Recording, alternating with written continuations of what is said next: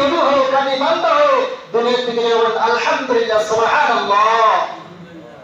রব্বুল আলামিন বলেন ও মুসা তুমি বলো লা ইলাহা ইল্লাল্লাহ।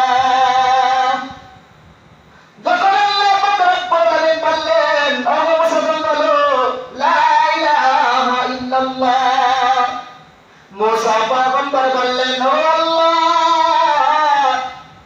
আমি তো স্পেশাল একটা কালিমা দিয়েছি, যে কালিমা কেউ জানে না, আমার একটা কালিমা আমাকে দিলেন যে কালিমা সবাই জানে, যে কালিমা সবাই জানে।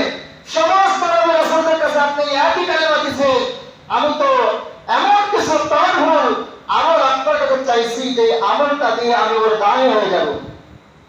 আল্লাহ পাক রব্বুল আলামিন বলে দিলেন ও মুসা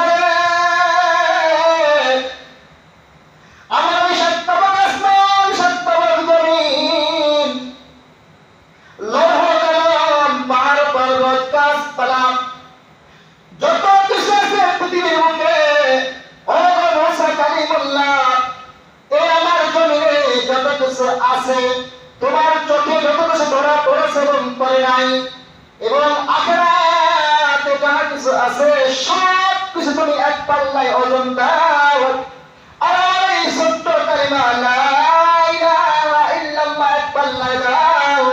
ও মুসা সমস্ত পৃথিবী এক পাল্লায় দিবা, আর আমার এই কালিমার তুমি এক পাল্লায় দিবা, আমার এই কালিমার পাল্লাটি ভারী হয়ে যাবে। আল্লাহু আকবার। এই কালিমা দ্বারাই আমার নৈকট্য হাসিল করতে হয়, এই কালিমা ছাড়া আমার নৈকট্য হাসিল করার আর কোনো উপায় নাই। মুসা তুমি এটাই গ্রহণ করো, এটাই তোমার জন্য শ্রেষ্ঠ আমল, শ্রেষ্ঠ কালিমা। এই কালিমা ইবাদত তুমি আজকে থেকে শুরু করো, বলেন আলহামদুলিল্লাহ।